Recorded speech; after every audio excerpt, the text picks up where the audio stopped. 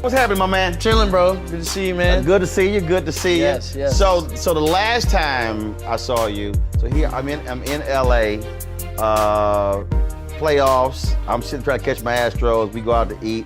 Just running you at the restaurant. Yeah, man. And so I was like, hey, man, we here doing these interviews. You were like, I'm down. Well, come on. Yeah. Let's go. Dude, ever since I first met you, you've always had like a good vibe about you, and that's what I really look forward to when I'm working with people, especially I've been in this industry for so long. Like, you just meet so many people that are kind of fake, but you've always been solid and a real dude, so I always support anything that you're doing, and I got you. I appreciate it, Yeah, it. And so I say, look, we got to chop it up.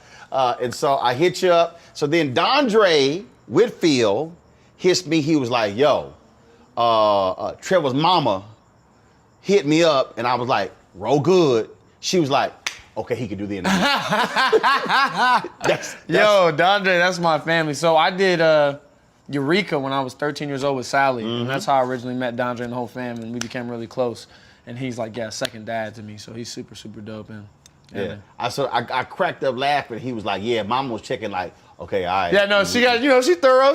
I like it. She got to check in, But I told her, but she's like, we got to make sure everything's good. Yeah.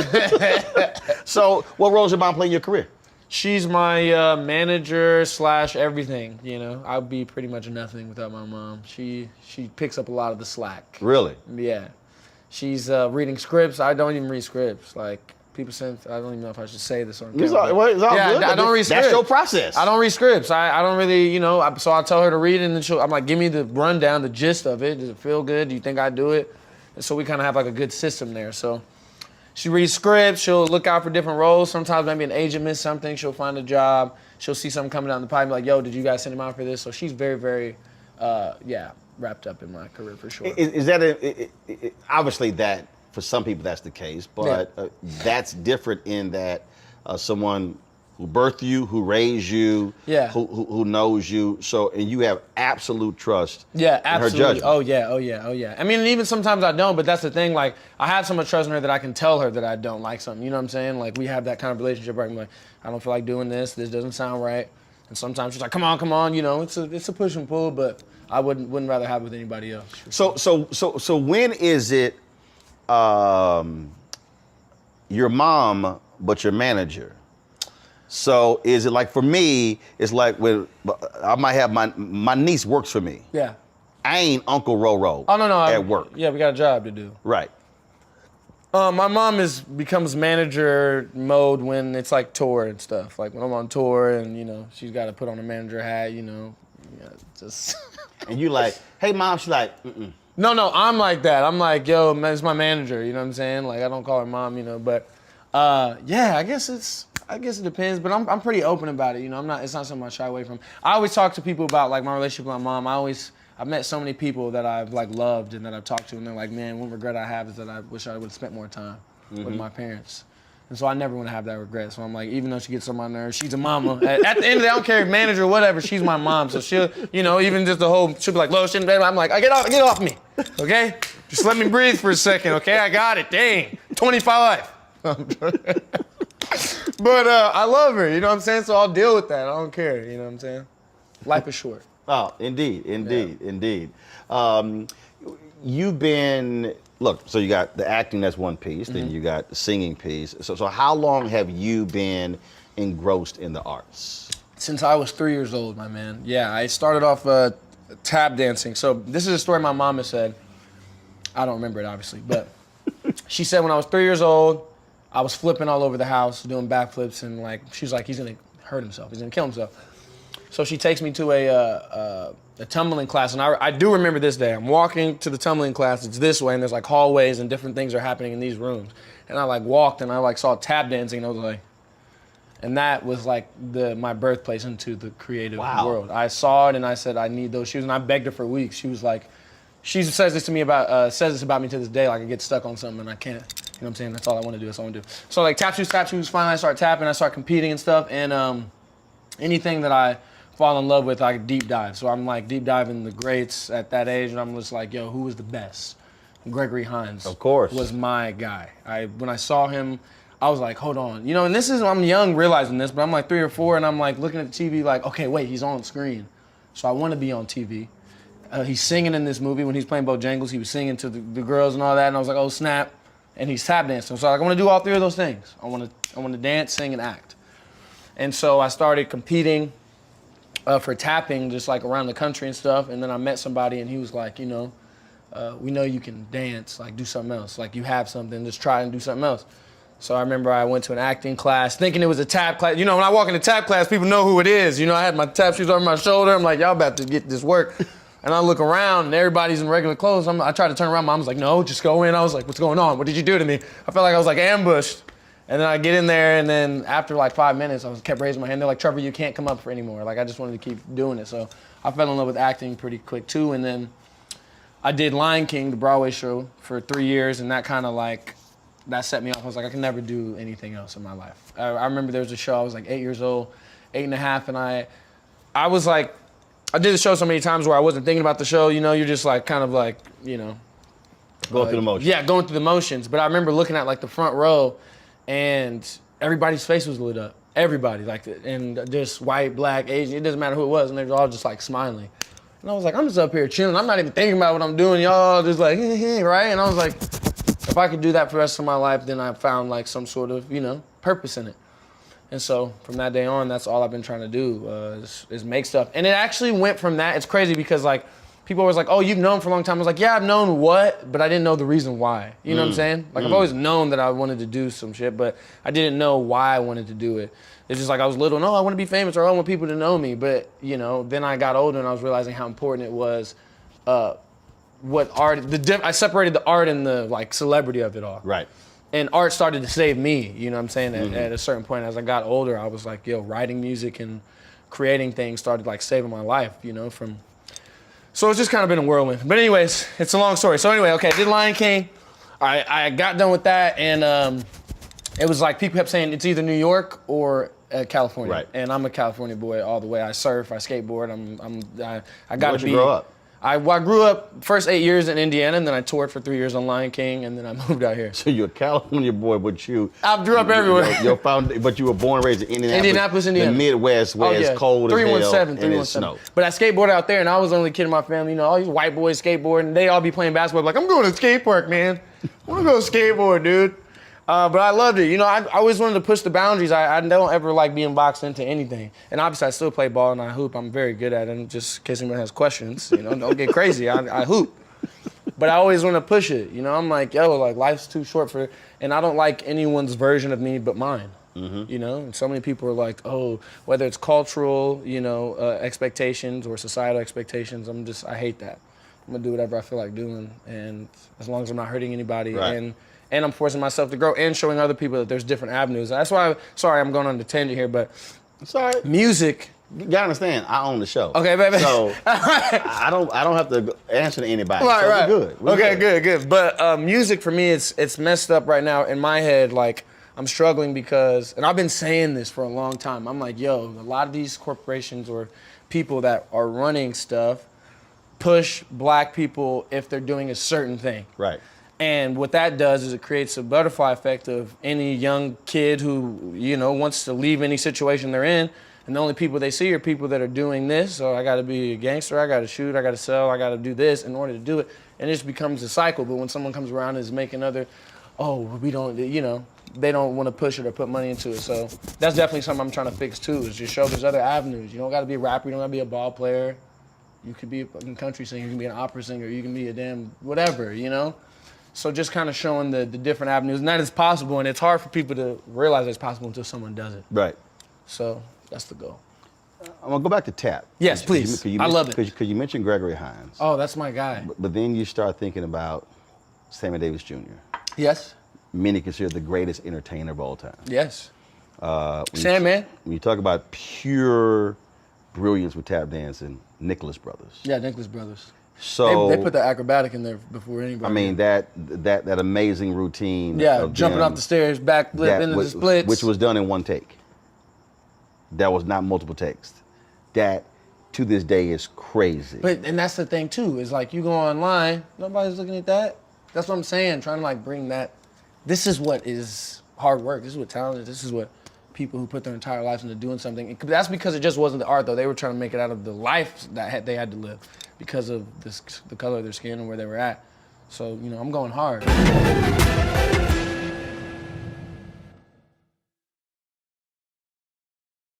Don't you think it's time to get wealthy? I'm Deborah Owens, America's Wealth Coach, and my new show on the Black Star Network focuses on the things your financial advisor or bank isn't telling you. So watch Get Wealthy on the Black Star Network.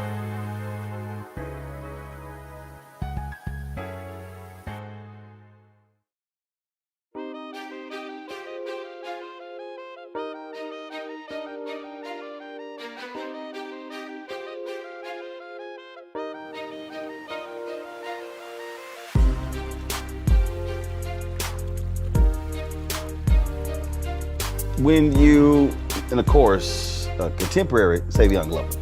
Yeah. Oh, I love him. He played. Who did he play in the Bojangles movie with Gregory Hines? He was a little boy on the stage. I used to always like want to be him. You know what I'm saying? Y'all ever met? I believe that no, I have not. No, I met Jason Samuels, who's an amazing tapper. He used to be the guy that got people off the stage on Showtime at the Apollo. So I remember when I met him, I was freaking out. I did Showtime at the Apollo when I was 8 years old, and Sinbad was hosting, and that was the first time I had like performed on a big stage tapping. Tapped. I tapped, yeah. Got it. And did you survive? Did you get booed off? Oh, I survived. You know, I did my thing. I was nervous though. You know, I was nervous. You know, I saw all the videos before. I'm like, but no, I just went out there and did what I could. I did what I could. Yeah, I survived. Do you still tap? I can. It's like anything, you do it. If I put some shoes on, give me like a day. I'll be back. I'll be back. You like ride a bicycle. Right, for real. It is like that though. And I'm that person that's everywhere I'm at, I'm tapping, I'll be in a line to be like, what are you doing? I'm like, sorry. It's coming at him. Overflow. When you mention when you mention separating celebrity and the art. Yeah. The thing that I think is, when I think about media, because I went to communications high school. Okay. So at 14, I said, this is what I'm going to do. And it's weird for a lot of people because what they don't quite understand is, to your point, when you know what you want to do, when you know why you want to do it. That's the journey of life. It then becomes, you're sort of like, you're in this constant, perpetual state of creativity. Yeah. And it's hard to grab one thought. And and even just sitting here, you're just like this ball of energy. And trust me, and I know what that feels like. And so, how do you harness it? How do you control it? And how do you make sure that it doesn't become unwieldy and you're making progress with the creative? You just talked about that's the answer. I mean, if I had to answer that, I'd be somewhere else. No, that's the key though. That's what I'm working towards, is what you just described, is trying to understand it, because I do have so many thoughts at once, and sometimes I'm like, I described this to my brother one time. I was like, bro, this is how I look at life. Like, I'll see all these issues, I'll start to do one, and then I'm like, oh snap, I got this, and I can never, get one done, because I'm just like, I feel like and it's also something I'm working on within myself. I've said this before. I've had like a key hero complex within myself. I got to save the world. I don't know where that came from, but but anything that I'm like attracted to, movie, TV, it's always that person. Like, oh, and I even asked my mom, like, how do you know if you're supposed to be the guy, the Martin Luther King of the story, the Jesus of the story? How do you know if that's supposed to be you? And when you do know, what? She was like, I don't know. She was like, actually, you don't know. Right. No, the reality is we don't know. I mean, if you think about Dr. King, graduates from graduate school, goes to Montgomery. His whole focus was, I'm a new preacher. I just want to focus on being a pastor. And they were already meeting. And all of a sudden, when they vote on Montgomery Improvement Association, he wasn't even in the room. And they call him in and they say, you're going to be the leader of the MIA, and you got 20 minutes to go prepare your speech, because it's a whole packed church upstairs. And he's like, all right, 25 years old. Again, recently married, new pastor, goes into the bathroom, begins to write his notes out. And that starts a 381-day boycott. Now, here's the interesting part. And again, this is it was a 1-day boycott, successful, turned to 5-day boycott, that then turned to 381 days. So Reverend Dr. Martin Luther King, what he ended up being was never what it started out being. Right. It was only just that particular moment. And I think, so it's not even a situation of, am I that person? No. When you focus just simply on the work that's in front of you. Right. And then if it builds and grows, then it does. I mean, here's this guy who is considered one of the greatest orators in American history, who got a C in his sermonic class. Yeah. He got a C. Yeah. Who's now considered one of the greatest orators in American history. So the reality is, you don't know. Right. There is no class to go to. You just simply do the work, and then things simply go from there. And that's where more so I guess you could say I'm starting to realize that more, and just aside from the work stuff, just the mental work too. You know, because people like tell you, oh, you got to go to the gym, or but nobody really, you know, you go to school, there's no mental health education, there's no relationship education, there's no, you know, just being a human. You know, we just kind of are pushed into this place of, oh, be an employee and serve something else that's bigger than you. But, you know, so I'm always thinking about that type of stuff too, you know, running my own business, you know, creating jobs for other people, creating whatever. Anyways, I'm thirsty for it, whatever it is. You can tell I don't really have quite my finger on it, but. But it is, so I'm trying to think, what year was it? It was 2000. 1999, gotten divorced. Moved back to Dallas, get my home. When I get there, the job that was promised, guy's not returning phone calls. Mm-hmm. So here I am, like, what the hell? I just left the job. It's paying me $50,000 a year. I was managing editor of the Houston Defender. I moved back to Dallas. And it was June of 2000. And God begins to speak to me and says, begin to write these things down. So I'm writing these things down. And literally, it's the vision for the next 20 plus years of my life. Wow. So I'm writing these things down. I'm talking about it's in all of this, and I still have it. And it's digital, it's television, it's radio, it's all these different things. So then I finish, I'm like, all right, I'm like, yo, let's roll. He says, hold tight. I need to put some people in place for these things to happen. And all of these things are not going to happen at one time. Right. So here I am. My dad just said that to me today, what you just said. I was restless, like, ready to go. And it's like, no, I have to move some people in place. Mm-hmm. And when I think about, so this is 2000. When I joined Chicago Defender, 2004. Then when Jonathan Rogers becomes CEO of TV One. Now here's the crazy part. He becomes CEO of TV One, he calls me when he hadn't even have the name of the network yet. And he says, your voice is important, we're gonna get you on, but we have to build this network first. Not a problem. Mind you, I first met him in 1989.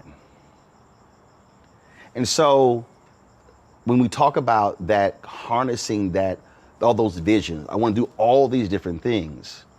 The lesson that I learned over the last 21 years is that all the things that I was given, I've been able to do. There's still more to do, but I had to have the patience to wait to allow them to properly unfold. Yeah. Because if I didn't, then it would have been premature. Yeah, and you wouldn't have been ready to carry it. So patience is actually, which is also biblical, because Habakkuk chapter 2, it says write the vision down, make it plain. Then it says, wait. And that's actually the hardest thing. It is, for a really creative person to say, hold up, but why did you put all this stuff in my head? Why did you give me this whole vision? And that's what I lean on. That's what I lean on when I get to, I'm like, okay, but I know you wouldn't have me thinking about these things or wanting these things if you weren't gonna figure it out and make it happen when it's supposed to happen, you know? And it's not that it's, because when you said, I start this thing over here, what I've learned is I can nibble at this, but I can't invest a lot of my time in it because I'm actually doing this over here. Mm. And so it's sort of like, what's my primary So like, what's my primary job? What's my side hustle? Right. Then all of a sudden, eventually what might end up happening is they sort of even out. Now I got to make a decision. What was my side might now become my main, and now it sort of shifts this way. Yeah. But it's learning, understand what happens at this time in life, and knowing when to say, let me pause that because I got to focus on this because this actually is going to serve as the foundation for that all makes of it. that possible. Yeah, right. Absolutely. You said your dad mentioned that to you. No, he mentioned when you were talking about just the patience thing. I remember today I was talking to him and I was being honest. I was like, yo, I'm just kind of feeling like numb lately. Just like, you know, I'm not motivated. I'm just like the last week I've just been like sleeping and just like, you know, didn't have the you know what I'm saying? And he was like, but you have to learn to settle in all that. He's like, son, the things you've done in 25 years, people haven't done in 60, 70 years. And he was like, you have to live in that, you know what I'm saying? And I was like, I get that, you know, but that's just who I am. Like, I'm like, it's not enough. Like, you know what I mean?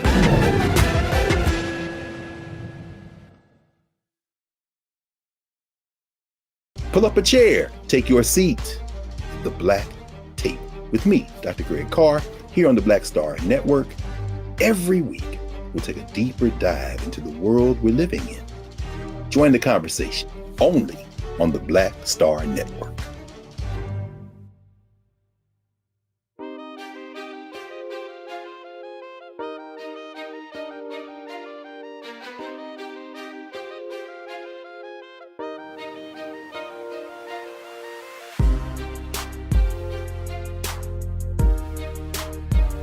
I hit my career goals by 29.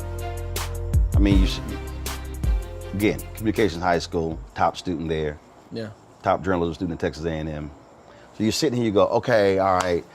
So I want to run a newspaper. I want to cover political conventions. I want to cover major news stories.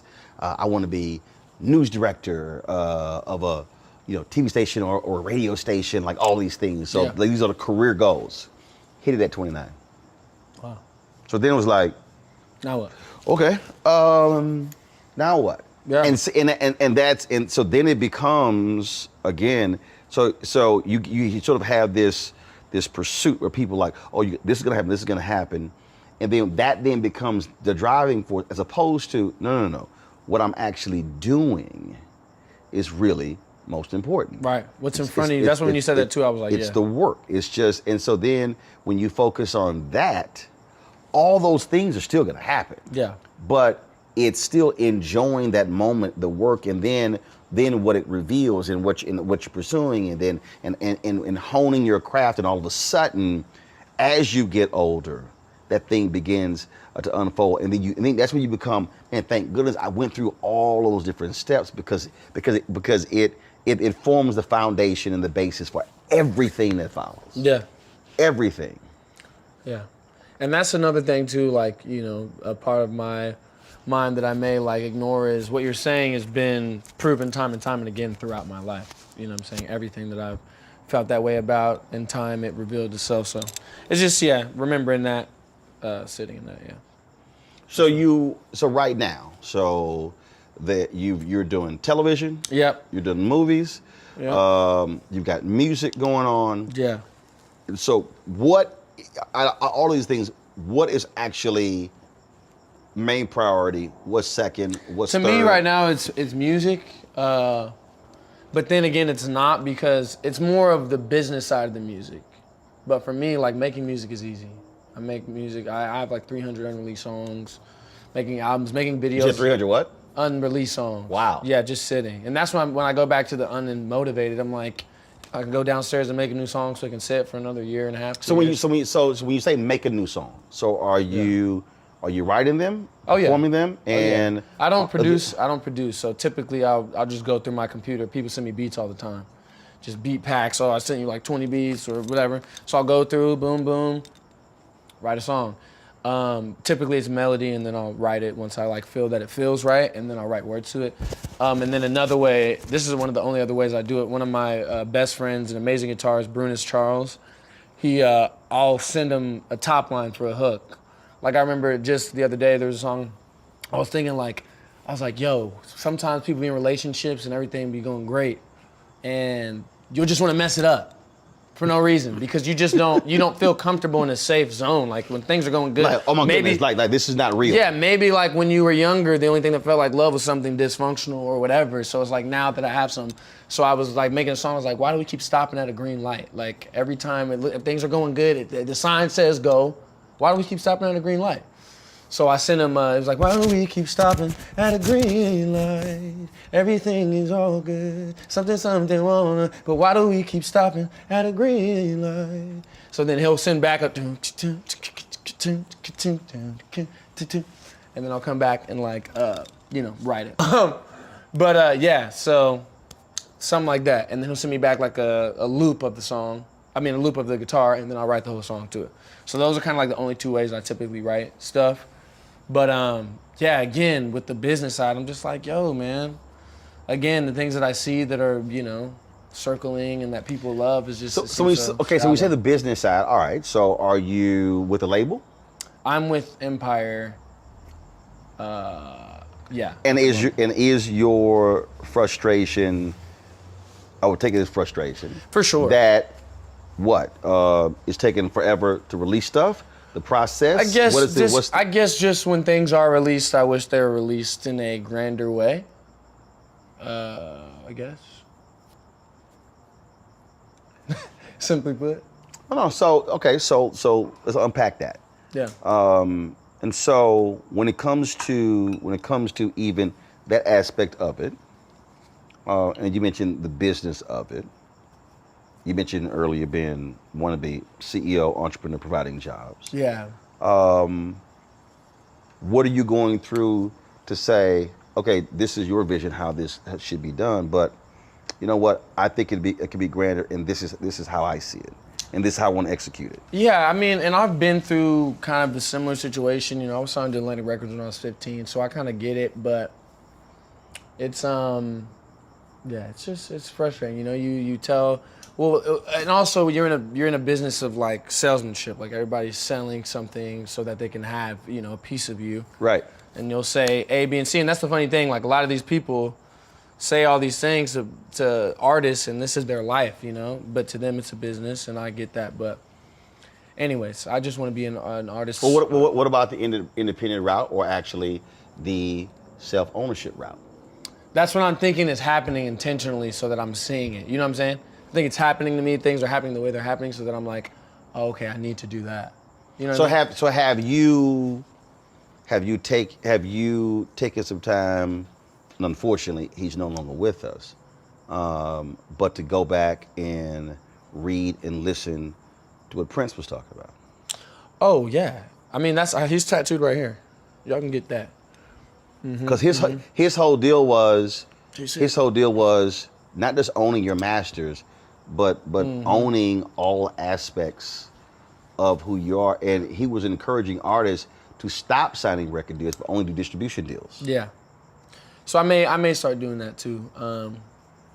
But yeah, I just because when you say you got 300 songs, I'm like, oh, no, it's ridiculous. No, I'm about to say you got like Prince had his vault, which really wasn't a vault. Yeah. It was just a room that he had stuff locked up in. Yeah. So that's the first thing when you said that I was kind of like, oh, that sounds like because when he ended his Warner Brother contract, gave them 700 songs. He's like, okay, y'all can keep these, and bounced. Yeah, no, it's crazy, bro. The amount of music, and even like today, I was with her on the way here. And I played like 3 new songs that I made like the other day. She's like, okay, so what are we doing with these ones? And I was like, I don't know. That's the thing. I don't know what we're doing with them. But that's why. Look, again, I totally understand it. Yeah. Because, look, I've run 3 black newspapers.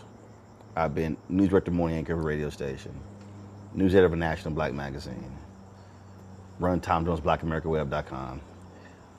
Worked at CNN for 6 years, TV One. I mean, all different places. Yeah. And one of the greatest frustrations was, and I'm telling you, I absolutely identify with where you are, was feeling as if I had on a straitjacket, handcuffs, and duct tape. Yeah. Because folks place you in a box. This is who you are. This is your skill set. Yeah. As opposed, it's like, no, hold up. I can write, I can produce, I can do this, I can do this. Yeah. No, we only want you to do this.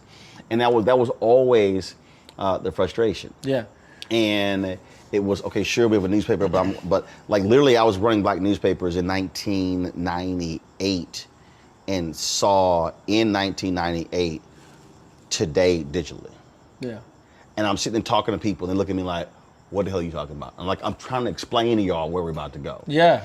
And so It's like as Noah. all the things were happening, I was grabbing as much independence as possible where I could. And then if somebody says, no, you can only do this here, then my deal was like, okay, fine, I'm gonna do this. You're gonna pay me for this, but I must have the freedom to do these things over here. Otherwise, I would go absolutely crazy if I was only limited to doing just this one thing. Yeah. And that was, and so, because the two words that have completely defined my career are freedom and flexibility. I love that. Freedom and flexibility. I have to have the flexibility to use all of my muscles, to use all of my skill set, and I have to have the freedom and not be held back. And I have been, since I was early 20s, I was willing to take less money Yeah. to have my freedom and flexibility. Dude, I'm totally on the same page. Again, when it comes to music stuff, I just want it to be received the way that when I'm putting the work into it, you know what I'm saying? And I haven't been paid off music ever. Like, I mean, every time I've gotten paid, I think it's gone paying back to the label or whatever, and I don't want to get paid. I just want it to be, exactly like, again. No, you want to get paid. Well, yes, I do want to get paid. But you want to get music is one of those things. Let's be clear, you want to get paid. Yes, for sure. You want to get paid. But that's also why I prefer, why I do like the independent piece, because it was like when I published the book. I was talking with the author, and she was a New York Times bestseller. And I said, we're on my fourth printing. We've already sold about 10,000 copies. And she was like, okay, how much the book selling for? I said, oh yeah. I said, we've generated about $40,000 in revenue. She says, wow, you've actually made more money than I've gotten in royalties, and I'm out here, hawking this book on the New York Times bestseller list. And for a lot of folk, for them, I've got the record deal, I've got the book deal, and so that's sort of the validation. And I was kind of like, nah, I'm good. Yeah. For me, it was the ownership of the product, and then putting it out there on my own timetable. Again, freedom, flexibility. Yeah, right. And then when I got paid, it came directly to rope. Right. There was no middle person. So it was kind of like, buy my book, autograph it, swipe it, right in my bank account. Nice. So I was not waiting on a report 3-4 months later, 6 months later, telling me how much I made. And again, for other people, for them it was, but it's independent, it's self-published. I'm sitting there going, boo, when you get an ISBN number, it's the same whether they got it, whether I got it. Yeah. But it's not getting caught up in the hype of the label, the book publishing company, whatever. Right. And it's like, but still want to get paid for it. Yeah, for but sure. wanting to have the control to be able, to your point, to do it the way you want to do it, to sell it, to promote it, to build it up that way. Yeah, absolutely.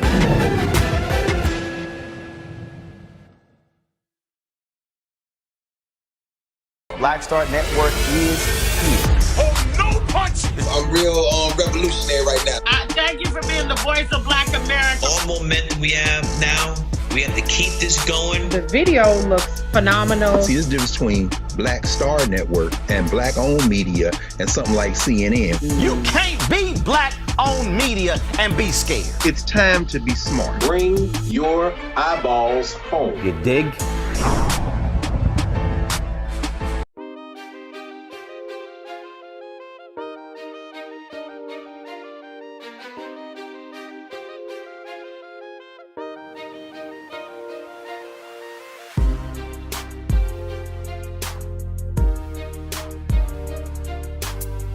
But on the positive note, I mean, just making it in general has been one of the best things that's happened to me. Because I remember when I was young, I was getting records, people sending me records that are already done, and I'm recording them, or people telling me where to stand, what to wear.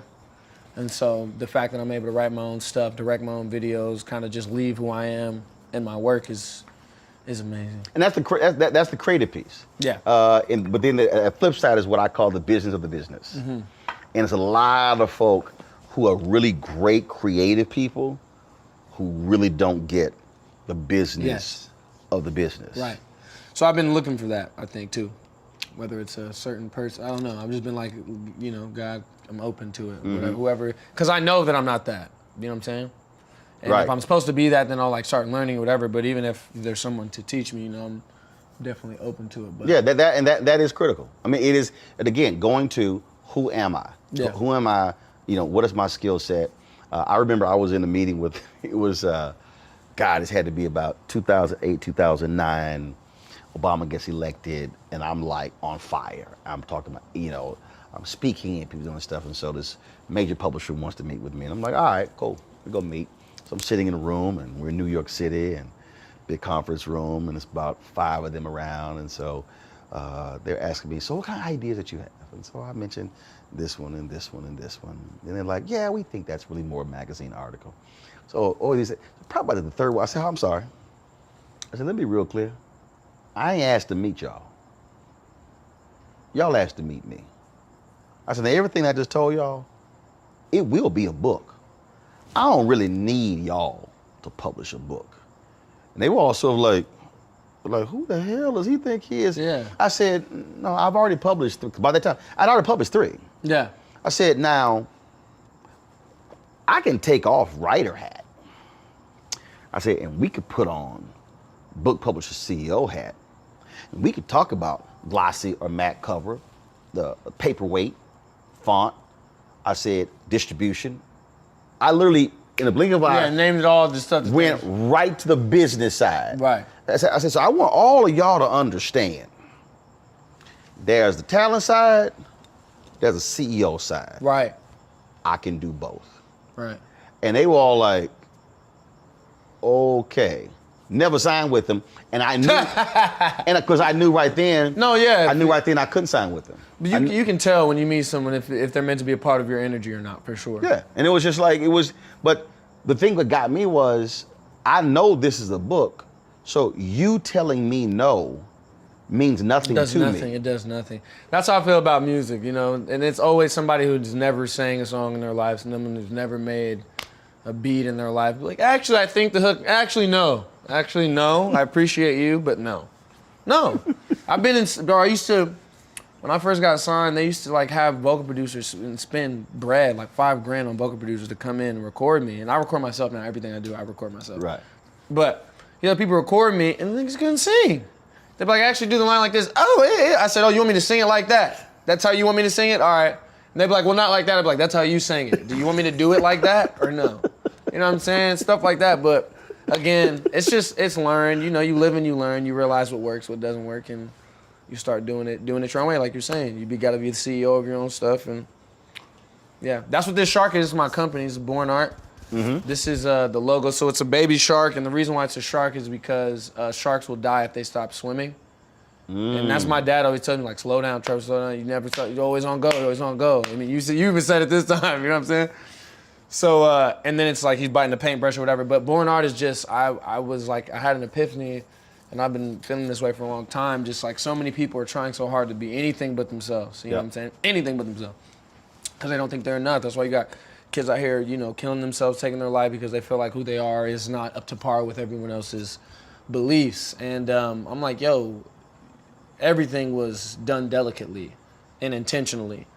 And so everybody was born art. You know, we were all born beautiful. We were born amazing. Whatever we're meant to do, only we could do that. Mm-hmm.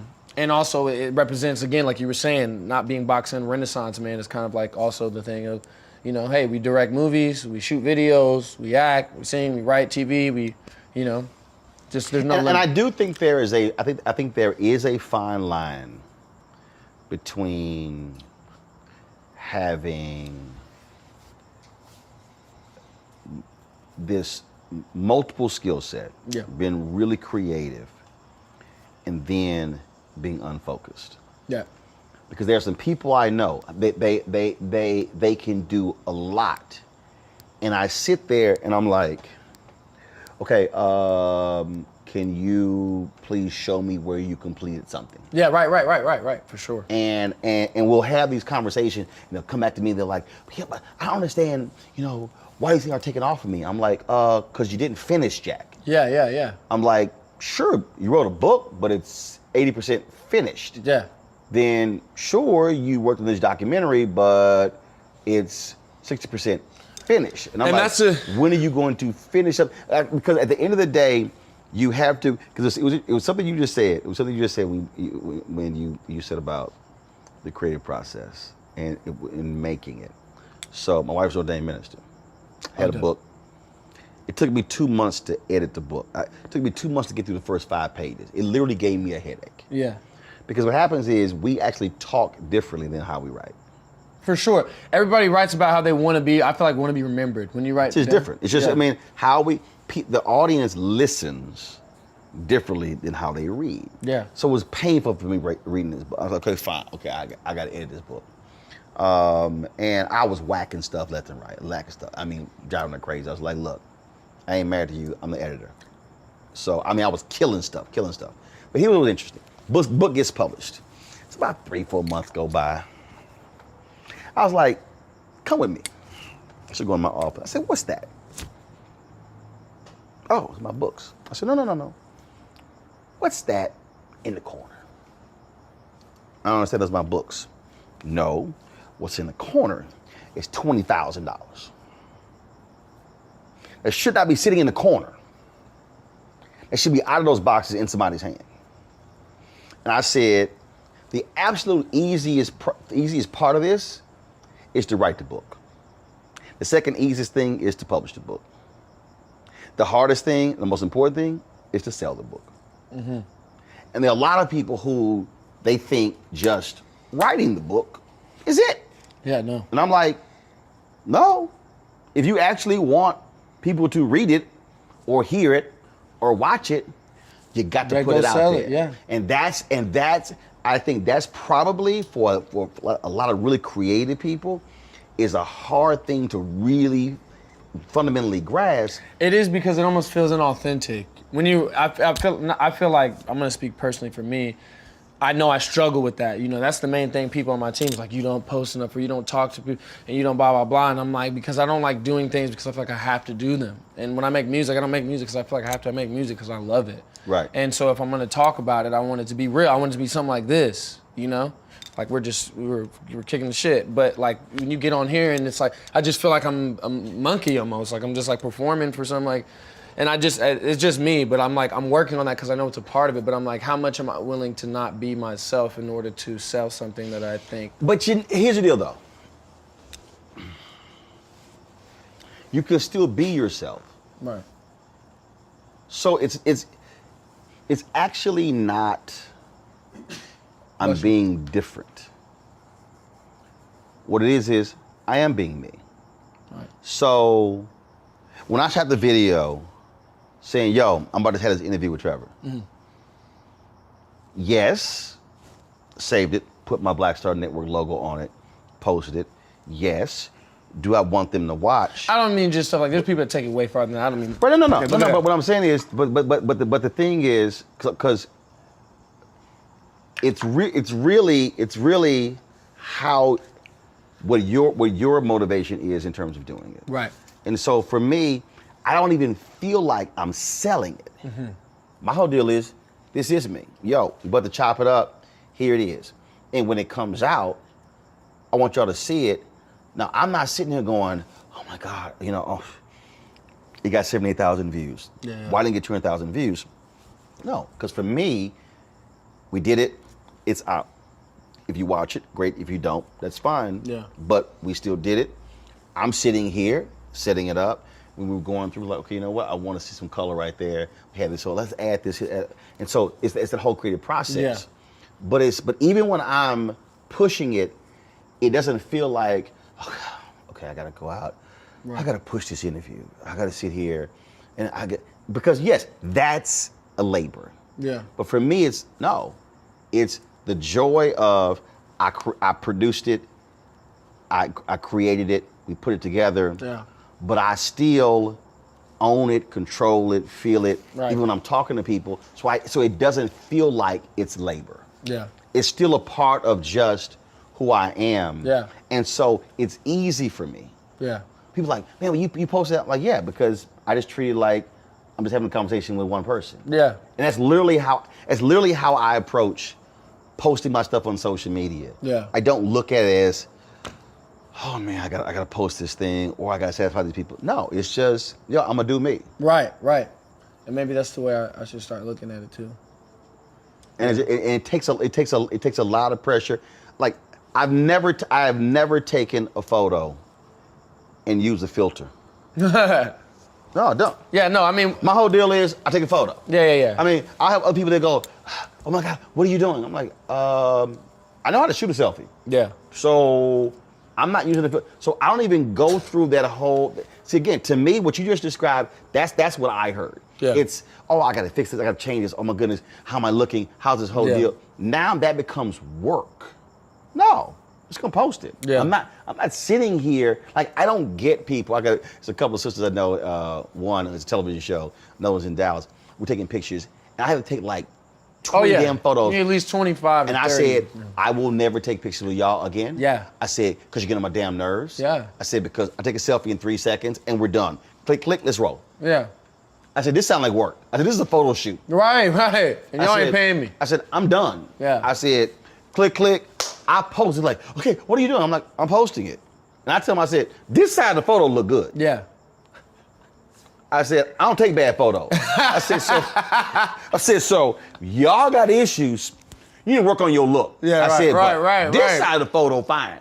Right. Right. But that's how. So I totally get how you feel like it becomes work and then it becomes overwhelming. And then you don't want to do it. Yeah. And it's kind of like, oh my God, it's driving me crazy. For sure. As opposed to just, no, I'm gonna do me. Right. It's gonna be natural. It's gonna be organic. It's gonna be free flowing. And people actually receive it that way, and they also know, oh, that's just being regular. Right. Exactly. Just being regular.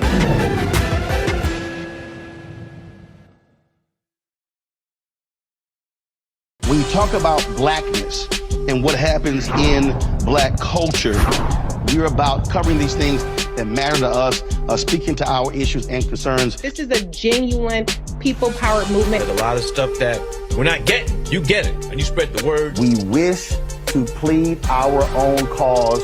Too long have others spoken for us. We cannot tell our own story if we can't pay for it. This is about covering us. Invest in black-owned media. Your dollars matter.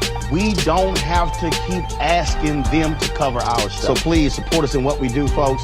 We want to hit 2,000 people, $50 this month, raise $100,000. We're behind 100,000, so we want to hit that. Y'all money makes this possible. Check some money orders. Go to P.O. Box 57196, Washington, D.C. 20037-0196. The Cash App is $RM Unfiltered. PayPal is R Martin Unfiltered. Venmo is RM Unfiltered. Zelle is Roland@RolandSMartin.com.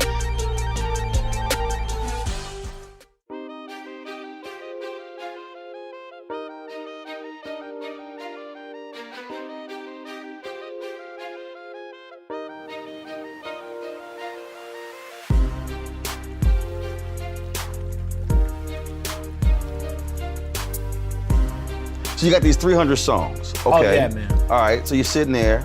So what are you gonna do?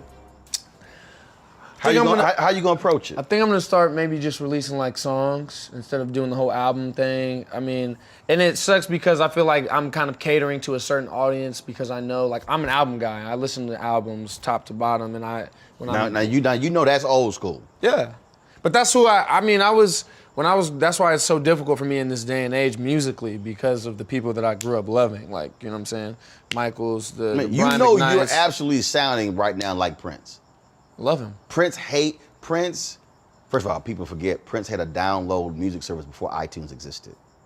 Didn't know that. Yes, before iTunes ever existed, when Prince left Warner Brothers, he was selling downloadable music. Wow. And the reason he kept his music off of iTunes for the longest is because he did not like folks were buying singular songs. Not only are folks buying singular songs, but they're buying them for so cheap. And that's the thing too, like when I think about, again, the way music is sold today, like I spend hours, bro, hours in the studio. Hours by myself, recording, and then going back, retouching some. Oh, then I'm fixing this, then I'm doing the harmonies. Oh, those harmonies don't sound right, I gotta redo the harmonies. Boom, I put a song out, and then people can listen to it on YouTube for free, whatever, you know. And again, I don't do it for the money, but then when I think about time and labor, Yes. I do think about, I always say like life is like a spring, however far you push it down, you should feel that, you know, recoil or bounce back of whatever work you put in. But going back to the album stuff, like, me and my brother will sit and for hours and be like, okay, no, this song first, no, this song, boom, boom, in order. Finally have it, and then people are like, oh, we want this song, or they're like ready for the next album and it just came out. I'm like, y'all did not listen to this enough times. See, for it to be. Truth. I'm telling you, as you're sitting here talking, Prince was like that, and in many ways, Prince was like the old school. What folks didn't realize, jazz artists used to put out 4 or 5 albums a year. And the songs would be 8 minutes, 9 minutes. So the creative juices of those artists, you said 300 songs. Yeah. Yo, you put out an album, got 10 songs on it, you put out 5 albums in a year, you drop 50 albums, 50 songs in 1 year. Whereas this industry now is set up, 8, 9, 10, and we're gonna ride that album for 18 months, 2 years, 3 years. I just feel like I'm just there you go. Getting older. I'm like, there you what go. the heck is happening? You know, Which is why you're only, for your sanity is gonna have to be do your own thing. Right. You see it. You gonna go crazy, dude. If they sit and tell you we gonna drop this album and we gonna ride this sucker for 24 months, you gonna go crazy. Oh yeah. I will. I am. No, I'm joking. Yeah, you are going to absolutely lose your mind. And then it's crazy too, because you know, you make a song, you're like, oh, this is dope in this time. You wait a year or two, then you hear somebody make a song and put the same lyric or something, you're like, I did this shit 2 years ago. Oh, and he's the first one that did it. But I made it, you know. But that, and then it goes back to what you're saying, be the leader of your own ship, be the captain of your own ship. I think I might have to start doing that though, for sure. Yeah, you will absolutely go crazy. Yeah. Yeah. Yeah, man. Because I don't believe, I remember we were, God, what year was it?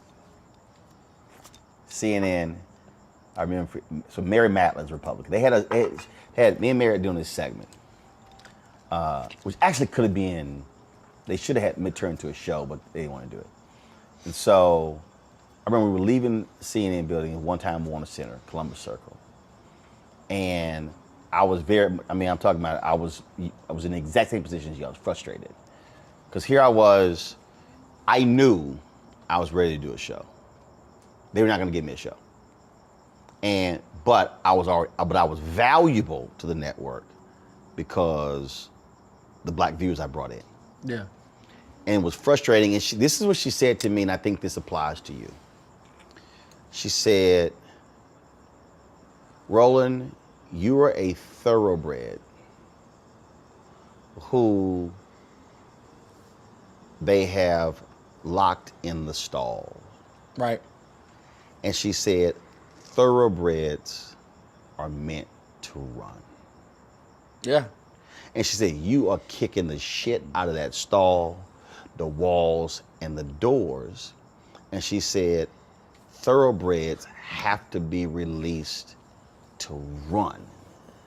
They literally cannot stand being locked up. Yeah. They have to run. Yeah. So I think you have to figure out in this process, how are you going to be able to run? Yeah, for sure. Because see, as really thinking about and then processing what you said, I think part of what's also driving you crazy is that because you're not able to run in music, it spills over to frustration in other areas because something over here you're not seeing be completed. Yeah, fulfilled. And fulfilled. I've said that to some people I know. I was like, that's the only. First of all, I'm a peaceful person because I've kind of seen the pattern in life. Nothing stays bad, nothing stays good. It's a dance, and I've learned to dance with it smoothly. And I've seen like the fruits of my labor in other areas, but when it comes to music, I feel like I haven't. The amount of time I put in, I don't think I've seen the return on that I'd like to see. And so that would be my only, if I could, I can't be mad because I'm alive and I'm breathing, but if I could say I'm disappointed by something, it'd be that. It'd be that. It'd be musically, I feel like I'm just, and I'm not, I'm never a braggy person or anything like that. I just know that I'm good. And I know that I write great music. I know that I sing it. And I know I put on a good show. I, play instruments. So it's just like, there's no bias from that, my opinion of me. I love music, and I'll see stuff of me on screen, like, oh, that was shit. I could have done way better than that. Or I see a live show I did, oh, that was pitchy. I could have done way better than that. It was awful. You know what I'm saying? So I'm never like, just because it's me, I think it's good. It's like, yo, I'm like that with anybody I see do what I do. I need to see that they've, put the work and time into it. But yeah, that would be the only thing I'm like, I could, You've worked with a lot of great people. I'm very blessed to say that, yes, and been inspired by a lot of people. Who are the folks you say that you've worked with that you've really learned from? Whew. Dude, there's so many people, and it's like most of the people that if I like think about it, that if I say I learned something, it's not even something they taught me. It's just watching them live, as just a bystander, and just seeing like how they handle a room or they're doing a scene. But I'm trying to think. I'm just gonna say because I'm a huge fan, and because there's some other stuff that I can't get into, but Andre 3000 was just like one of those people, like I said, that I just watched, but also like he reached out to me and like communicated with me on some other stuff, and I was just very, very like blown away, like that he would even care enough, you know what I'm saying? And see, it's funny that you brought him up because he is in that space right now where he is completely not unmotivated to do music, but it's just sort of in this no man's land of he's done all these different things, and it's just sort of like, okay, what's next? Yeah, right. I heard this podcast he did that was just amazing. And I gotta see it. I haven't seen that. It was. I think it was with. I forgot was it Dave Rubin? I can't remember who it was with. And it was just very interesting listening to him, how he said, I'm just not in a space where I want to do music because I'm not impressed with what I'm hearing. Right.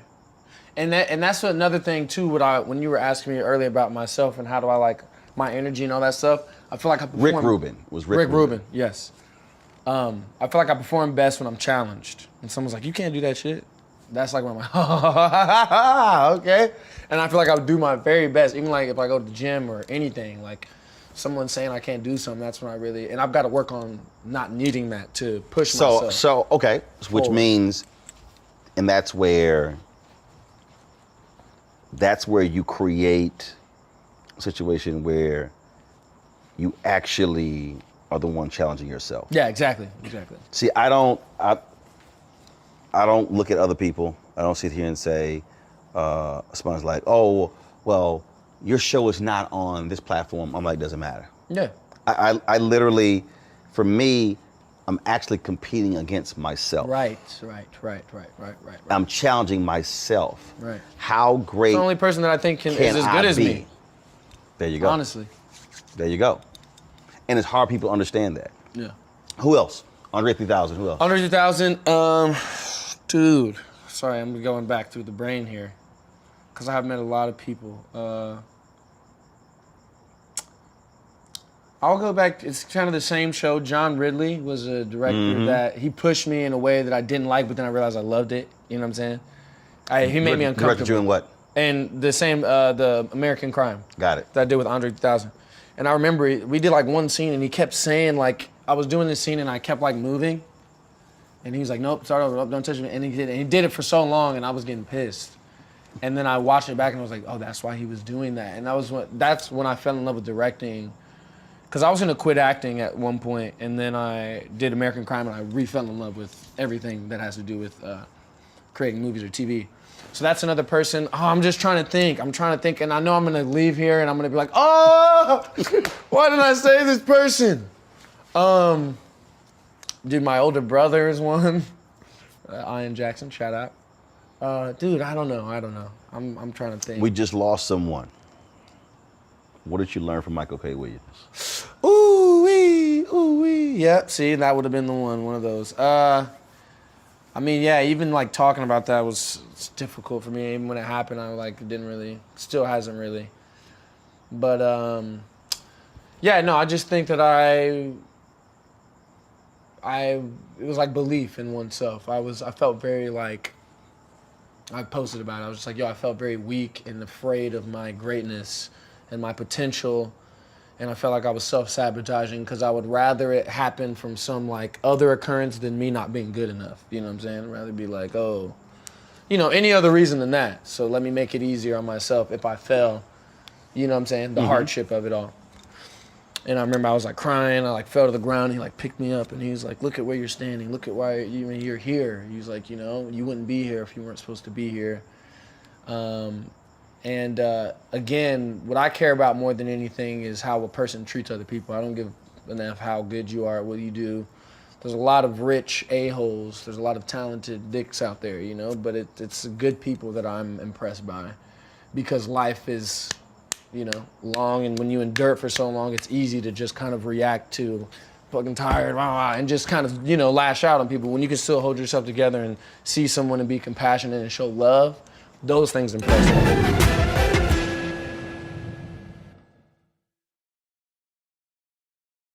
Black Star Network is here. Oh, no punch! I'm real revolutionary right now.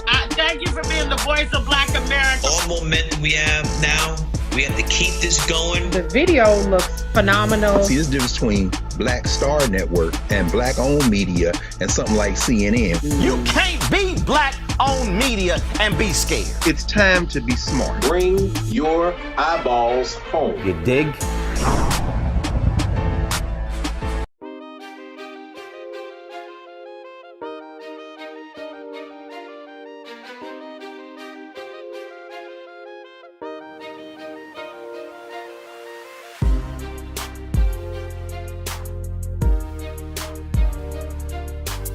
See, it was interesting watching Superfly and the role that he played in the movie. Yeah. And when he died, Yeah. I merely thought about, I wonder if that mirrored their relationship off screen. Yeah, definitely. It was obviously it's less harsh, And again, the things, it wasn't like he was pressing on me a way to be, but it was the way that he was. You know what I'm saying? And again, the reason why I was talking about the way you treat people, he treated people, everybody, with love. Even if it was something he didn't want to do. Oh no, I'm not gonna do that, beloved. Thank you so much, though. You know what I'm saying? Like. And he was very much about energy. Yeah. Because we met at the American Black Film Festival. We had met several times before. Yeah. But at ABFF Honors in 2020 was the first time we actually got a chance to talk. Yeah. And he just kept saying, man, I love your energy. Yeah. I love your energy. He's like, yo, he said, we gotta exchange numbers. Yeah. And we never got a chance Yeah. to talk after that, to interview after that. And I hate that we didn't. Yeah. But he was very much about. Yeah. You can feel it. He's in tune, and there's people like that when you meet, you just kind of know, and that's why we hit it off because we were the same. We care about things we care about love, dude. Like this world is so filled with the other thing, and so many people trying to destroy it. So when you find someone that's genuinely like, yo, I just want to see people be happy, and I want to see people do shit they love to do. And I want to fix the problems. You meet people like that, you're like, wow, those are people you wanna live life with. You wanna confide in and hopefully see them when you die. Right. Now that was your first lead. Yeah. Well, I did Burning Sands, but that was my first theatrical release. Yeah. And what did you learn from that? Learned a lot. I learned a lot from that. But I think I'm gonna answer the question, but first I'm gonna go to the thing that I'm proud of myself about, that I've always been, is like once I'm there, let's do it. I don't let things, once I can do all of the worrying up until the point, but once it's like action, or once I'm in the place I'm supposed to be at and do the job, like I do it, you know what I'm saying? So I'm proud of myself with that because I could have crushed under all the pressure, but I think one thing I learned with that is just, I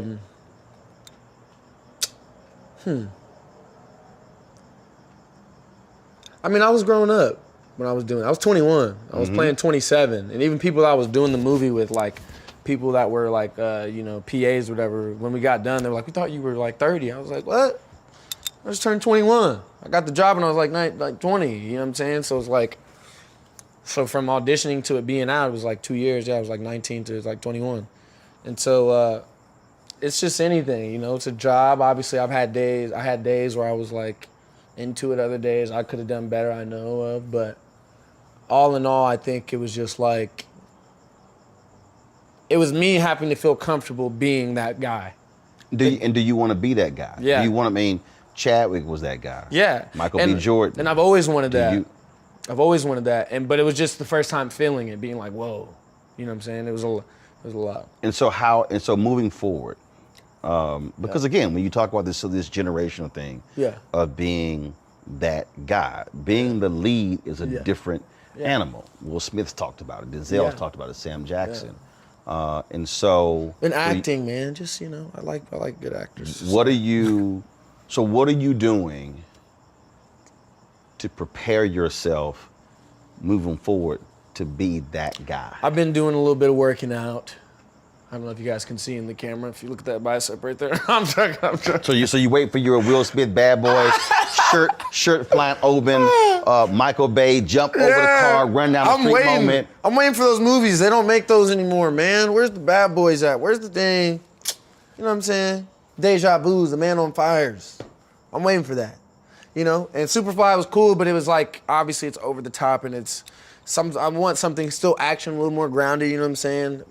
So are you pursuing those things? Are you saying, Mama, look for them scripts? Look for them scripts, but they're not making those scripts. So I'm also trying to like, so here's something I'm in the process of doing. I'm cleaning out my closet. No pun intended, that's a song, Eminem, one of my favorite rappers. But I'm literally cleaning out my closet because I need to have an area that I do my stuff in. And I feel like, again, we were talking about, like, I'm all over the place. Right. So I need a place I go in and I'm like, okay, boom. I have all these ideas I'm writing down for movies I want to write. Oh, right. I have all these ideas for TV I want to write. So I'm trying to do that so I can just make these things. And what I've realized is all the things I'm attracted to kind of have the same message. So, like, I wrote this down in my journal, but it was like movies like Matrix, Snowpiercer, The Lorax, all about, you know, just people kind of waking up, being okay with not knowing anything, being ignorance is bliss type vibe. And I feel like that's the kind of world we're living in. So I'm like, I want to make movies that propel people out of their chair to be like, whoa, I could, you know what I mean? Mm-hmm. That's what makes me like tick. And so those movies, I watch them over and over again. Question, do you meditate?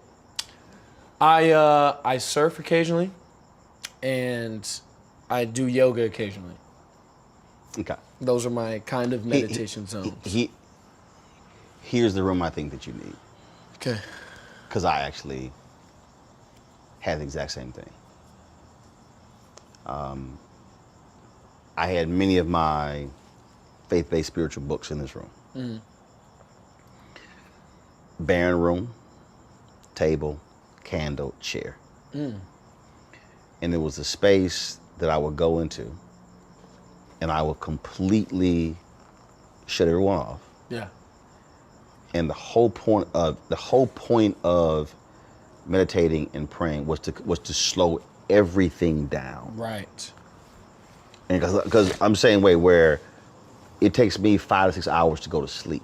Oh yeah, I can't. I have to sleep with the TV on. It drives me absolutely crazy, and I will. Yeah. I've gotten up and written whole business plans. Yeah. So, when I was going through that period when I was writing those things down, yeah, I would go into that space, and completely slow everything down, and then what would happen is, then that's where the clarity would then come in, where I was then able to go, now go here. Yeah.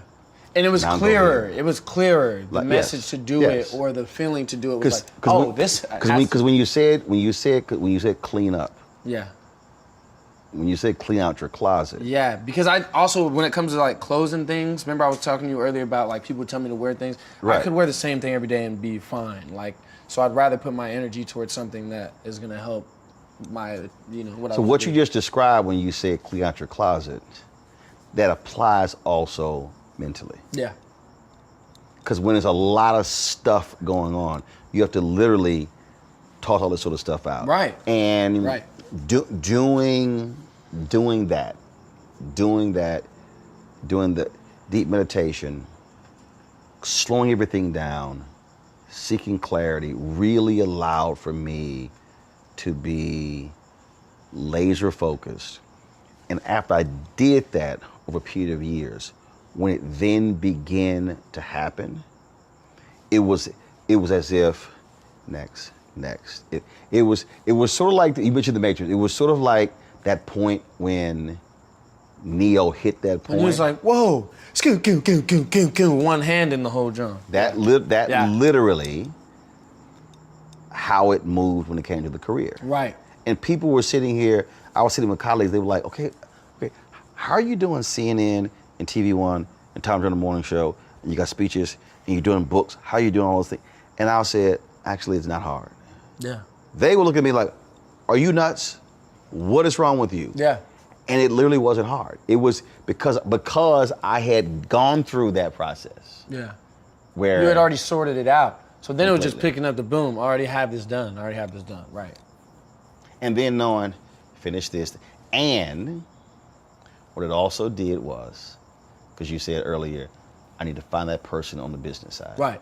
What it also did was, it allowed for me then to know, I call it self-assessment. It allowed for me to then know what I was really good at, what I needed someone for a designated reason. And then when I went out and I came across people, it was, that's that person. That's that person. Yeah. That's that person. Right. Whereas before, it would have been so much It could have been clutter. that person, but you can't even really see I would have it. never been able to Right. understand You can't even it. decipher it. Right. And that's why. So it wasn't even let me put up all these ideas on the wall. It was Catherine Ponder I was given the book. She has a book called Open Your Mind to Receive. It was an amazing book. Open Your Mind to Receive.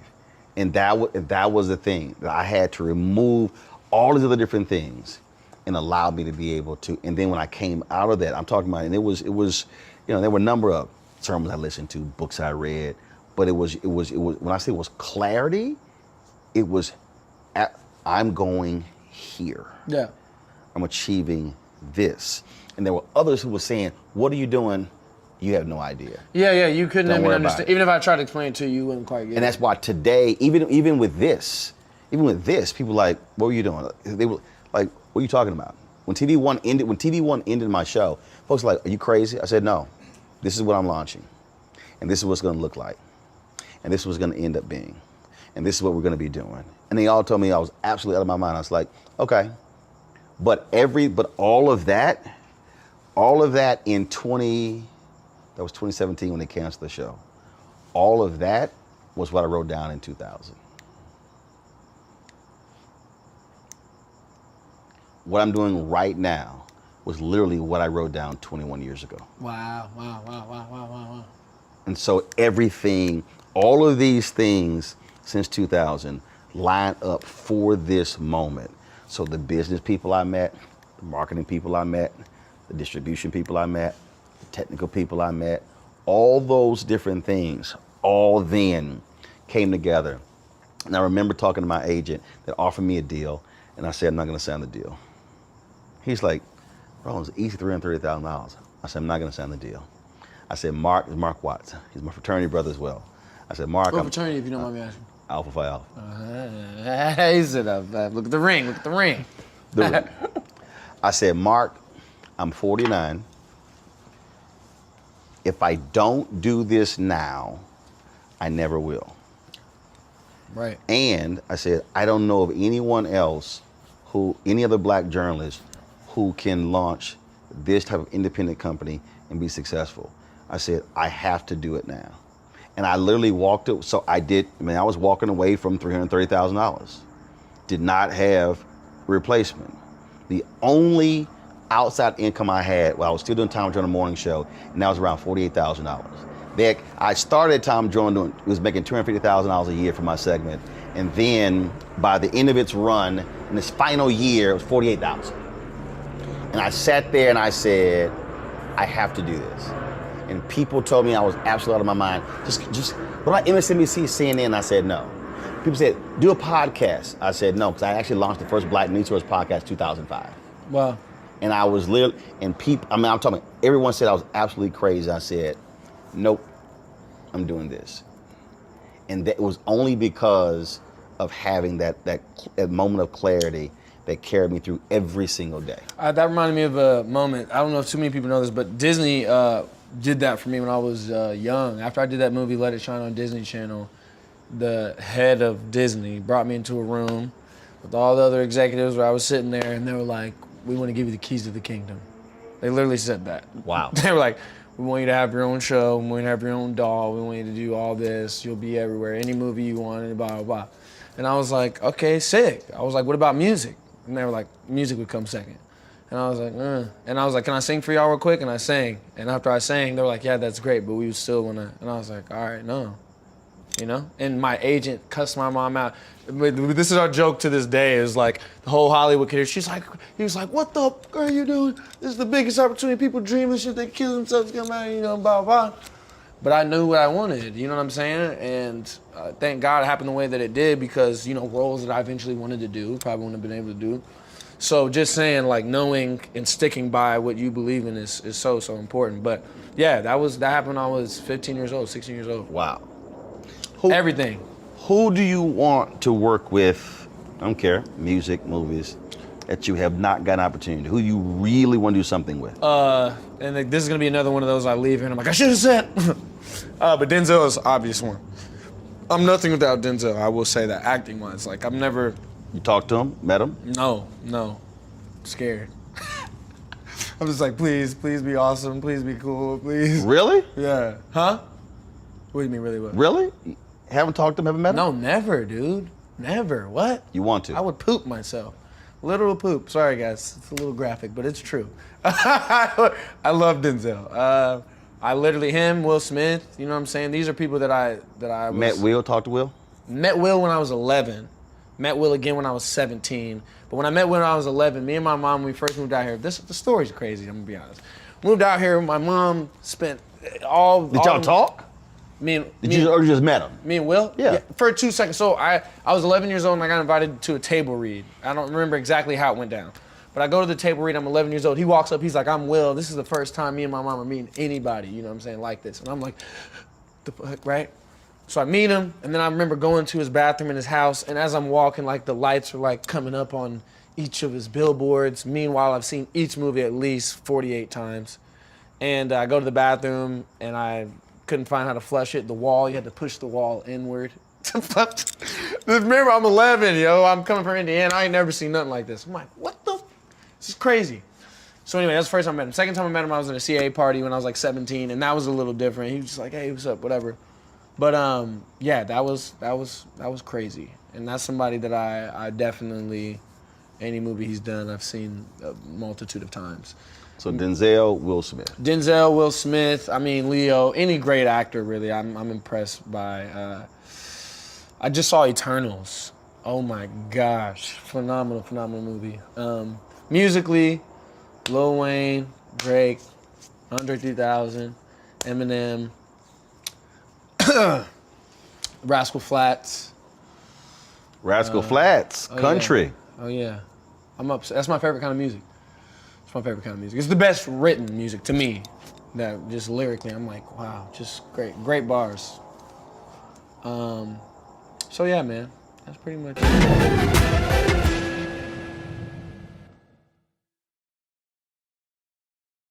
Black Star Network is here. Oh, no punch! I'm real revolutionary right now. Thank you for being the voice of Black America. All momentum we have now, we have to keep this going. The video looks phenomenal. See, there's a difference between Black Star Network and black-owned media and something like CNN. You can't be black-owned media and be scared. It's time to be smart. Bring your eyeballs home. You dig?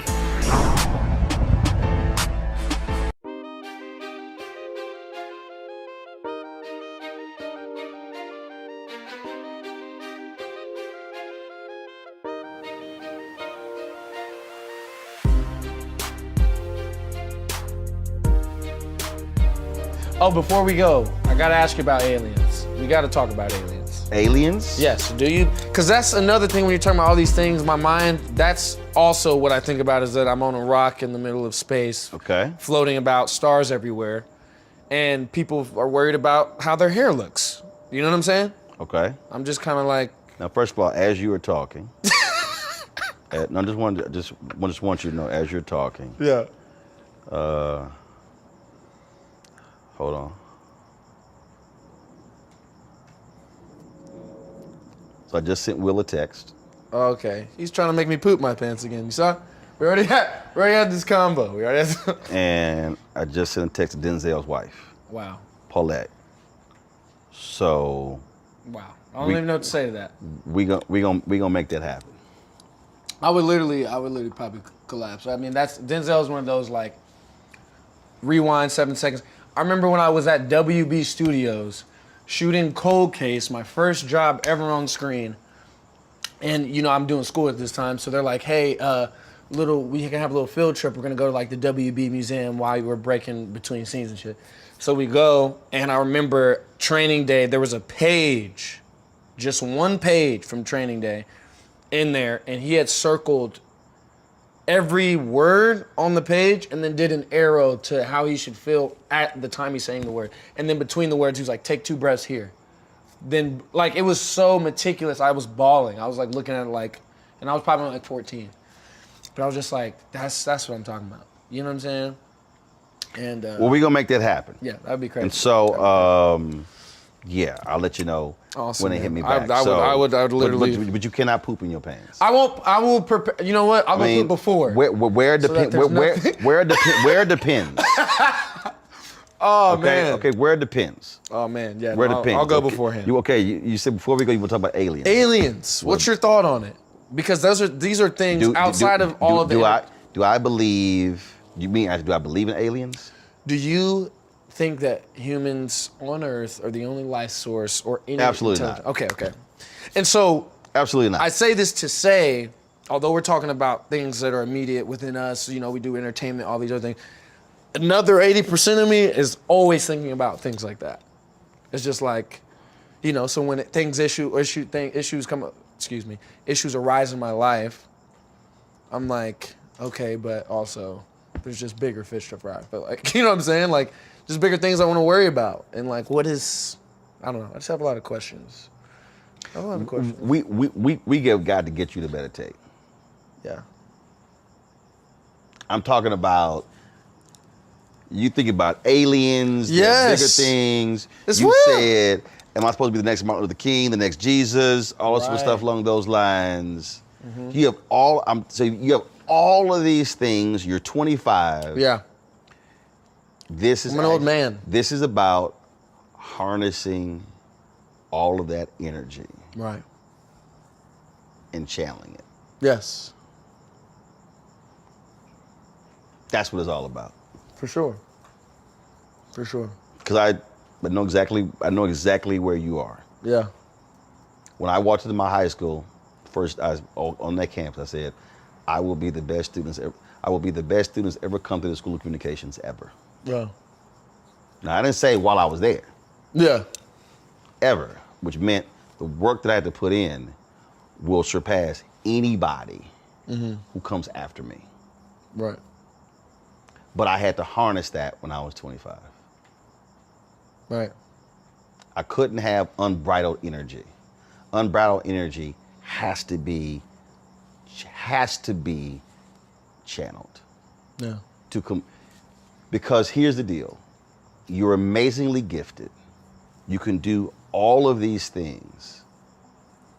But if it isn't harnessed and challenged and occupying territory and staking that claim and succeeding, then what it becomes is lots of unfulfilled talent. Mm-hmm. And I dare say, 10 years from now, 15 years from now,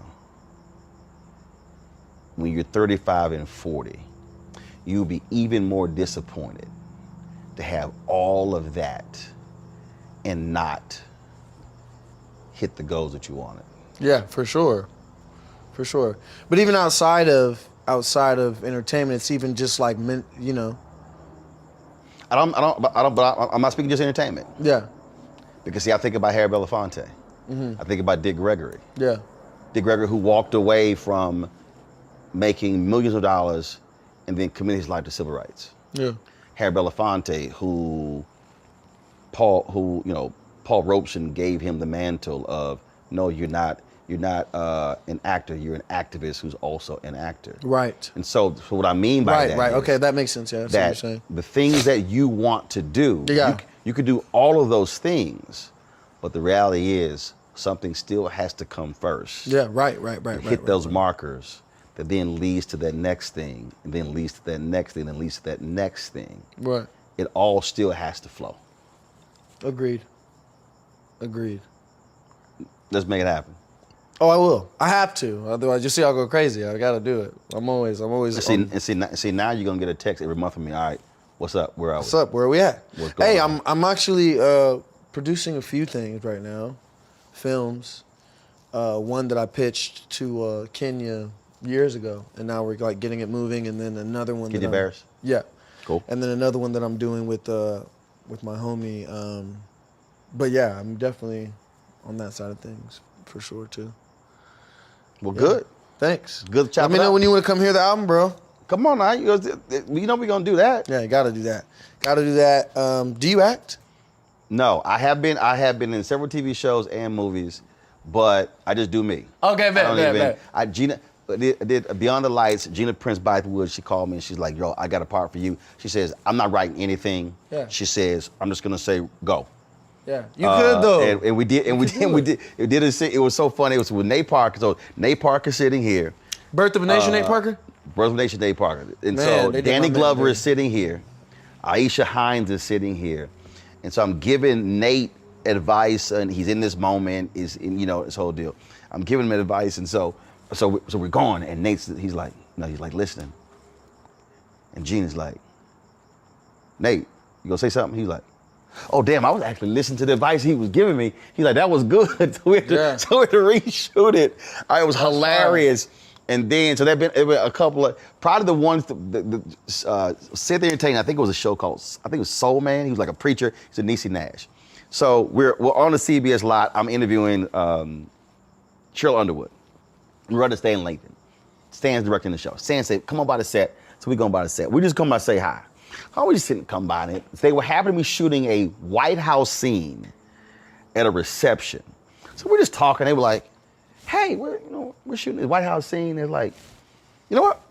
We'll put Roland in the scene. Now, mind you, I'm already Susan Buddha, got the ascot on, so I'm already dressed. Yeah. So we're just talking, and they're like, hey, we'll give him a line or two. So then I'm kind of like, can you come back like in 3 hours? I said, well, I gotta go interview Kim Whitley right now anyway. So I said, yeah, we can come back. So we come back, and he's in here, and it comes into, it was something, they had this woman playing Michelle Obama, and they wanted me to talk to her. And so then I gave them, they were like, well, what can we talk about? I said, well, actually, I interviewed Michelle Obama, and in our conversation, I was talking about how, I get tired of them boring ass blue and gray suits Obama wears. And so they were like, are you serious? I'm like, yeah, we actually had that conversation. And so I actually did a conversation I had with her, totally spontaneous, That's nothing tight. written, and we just let it rip. That's fire. But the only one that did have movie lines that Mario Van Peebles did Armed, and I played a barber. I played the conscious barber, and I said, Mario, I only have one requirement. I said, I cannot look like a crazy ass barber. I must rock the ascot and cufflinks. Because when I grew up in Houston, his brother named Harvey, he cut our hair growing up. Harvey was always clean. Always fresh. Always clean, cologne. I'm talking about dressed to the nines, smelling good. I said, I can't have no t-shirt on. He's like, okay. And so we did that. That was lots of fun. That was fun. That's sick, man. So yeah, so I've been in a few. I get residual checks. Hey, those are the Quad, Black Lightning. I did Downsizing, the movie with Matt Damon. Dope, amazing. Beyond the Lights. So I've gotten checked. Now see, Gina, I haven't got anything Beyond the Lights. I ain't get paid for that one. But I ain't getting anything for that one. But I get residuals for the other one. It is hilarious to see when that check comes in. Yeah.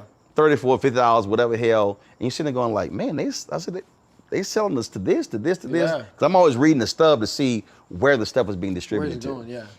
So done it a few times. That ain't my thing. That's just plaything. Yeah. But no, I ain't telling you. You never know, man. No. This is what I'm supposed to be doing. The kid who got Life of Pi, his first time acting, won an Oscar or was nominated. You could have that moment. No, I probably will. There is a movie that I want to do that I will write. Right. Oh, good. No, so I already have. And you'll kill it even more because you wrote it. I already have that one. You'll kill it even more because. So we'll do that one. But see, my plan is I'm gonna finance it. Yeah. And I'm gonna own it. Oh yeah. So that way, I don't have to have somebody tell me no. Yeah, right. I want it this way. See, when That's you finance it and always, own it, you don't want to tell you no. Yeah, right. That's how we're gonna do it.